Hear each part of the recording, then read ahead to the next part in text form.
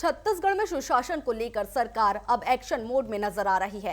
मुख्यमंत्री विष्णुदेव साय ने प्रदेश के सभी कलेक्टरों को अहम पत्र लिखकर स्पष्ट निर्देश दिए हैं कि आम जनता की समस्याओं का त्वरित समाधान सुनिश्चित किया जाए।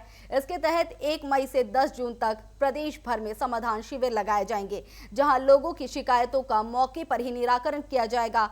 मुख्यमंत्री साय ने अपने पत्र में साफ कहा है कि 30 अप्रैल तक सभी लंबित प्रकरणों का निराकरण कर लिया जाए, ताकि शिविरों में नई शिकायतों पर तुरंत कार्रवाई हो सके।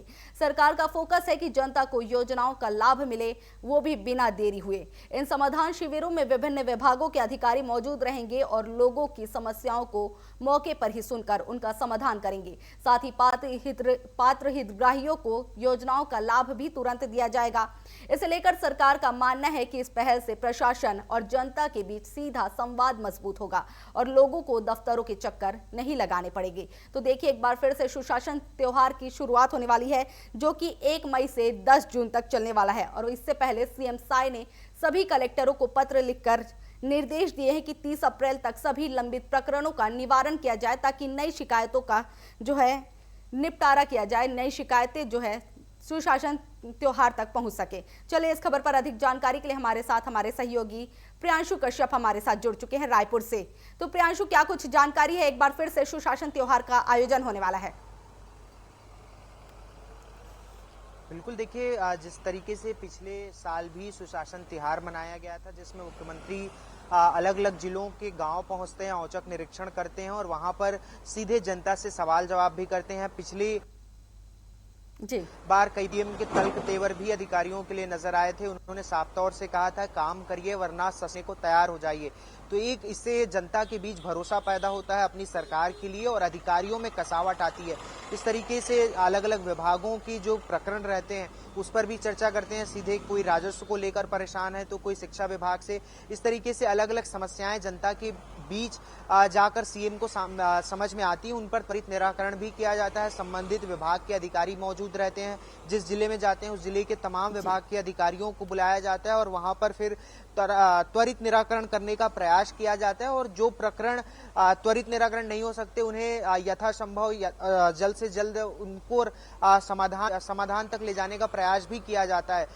पिछले साल से लगातार यह प्रक्रिया चल रही है। इसी तरीके से पूर्व मुख्यमंत्री भूपेश बघेल भेंट मुलाकात का कार्यक्रम का आयोजन करते थे, उसमें भी सीधे जनता से 1 to 1 चर्चा करते थे। तो ये अलग अलग मुख्यमंत्रियों की अलग अलग सरकार के समय जनता से जुड़ने की तरकीब होती है, जिससे जनता अपने आप को सीधे सरकार से कनेक्ट महसूस कर सके। और जिस तरीके से मुख्यमंत्री विष्णुदेव साय अलग अलग गांव तक पहुंचते हैं, ये उनकी अलग तरकीब है। लेकिन इसको लेकर अब कांग्रेस लगातार जो है सवाल कर रही है कि जिस तरीके से प्रदेश में हर विभाग में अनियमितताएं हैं, अपराध जिस तरीके से बढ़ रहा है, प्रदेश में गुंडा राज चल रहा है, ये दीपक बैज का कहना है। तो इस तरीके से वो आरोप लगा रहे हैं कि जनता के बीच जाकर जनता से पूछें कि उनको क्या समस्याएं हैं। इससे पहले भी जब सुशासन त्योहार मनाया गया था तब भी कांग्रेस ने सवाल खड़े किए थे कि प्रदेश में कुछ भी ठीक नहीं चल रहा है, सब कुछ अव्यवस्थित है, जनता परेशान है, बिजली बिल महंगाई से परेशान है। तमाम तरीके के आरोप लगाए गए थे और इस बार भी इसी तरीके के आरोप लगाए गए हैं।